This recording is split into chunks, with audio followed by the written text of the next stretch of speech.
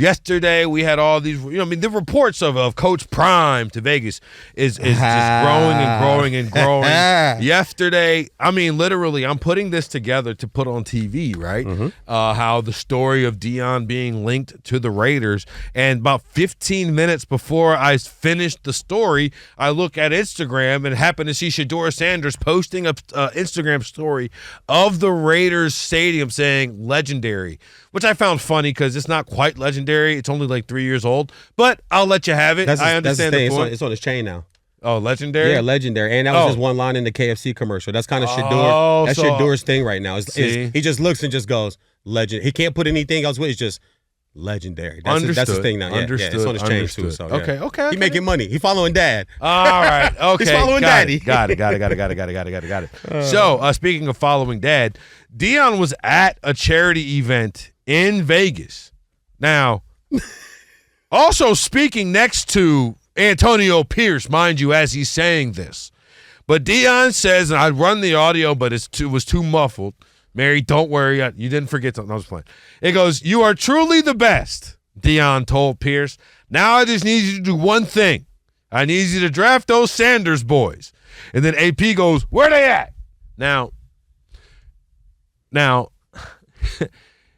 the thing, BJ, is this like when, like in Goodfellas, when they're like Joe Pesci, hey, come to this meeting and they're gonna make you into the family. They're gonna put you in the family, but the meeting is just you and two fellas in the basement, and then you realize that you turn the lights on, it's over.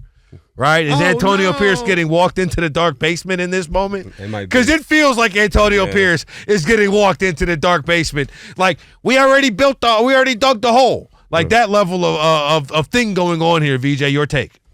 I love it because I love this guy, man. I support Coach Prime. That's my guy.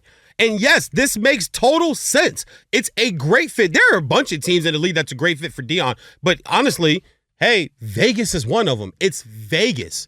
You think those celebrities and all the attention and all the stuff that he's bringing to Boulder is not going to bow well in Vegas for a franchise? And I like this because he's got no connection with this franchise. It's not Dallas. It's not him going back to coach at Florida State. It's not him going to coach with another coach in the NFL that he might have played with, like he played in Baltimore, or going to coach the Niners. It's the Raiders. It's nothing. He's not connected to him at all. It's a fresh start for his son.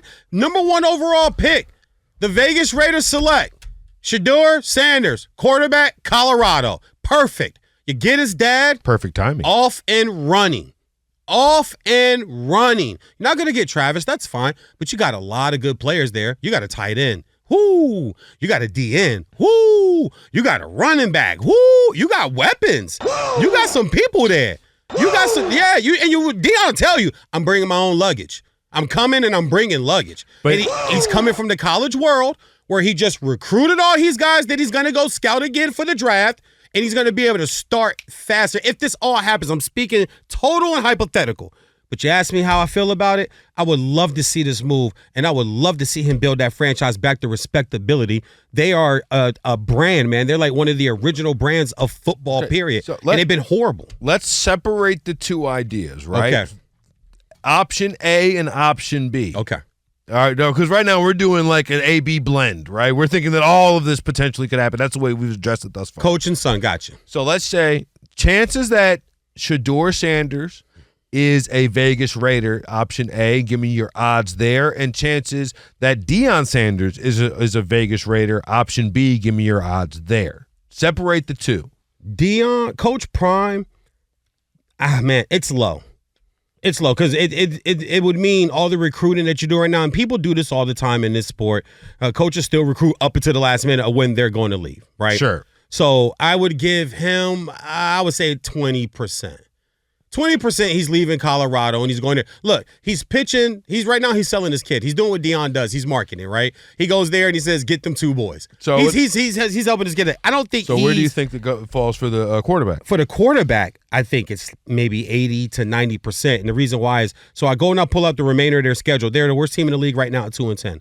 At the Bucs tomorrow, loss. Home against the Falcons, loss. Jaguars at home, coin flip. At the Saints, loss. Chargers at home, loss. So they're going to finish 3-14. I mean, I'll be honest. I think even if they finish 6 and whatever, like they're gonna go get Shedeur Sanders. Yeah, well, you trade up to the number 1 pick if it comes to it. That's what I'm saying. I think a lot of it has to do with the Brady influence of everything here.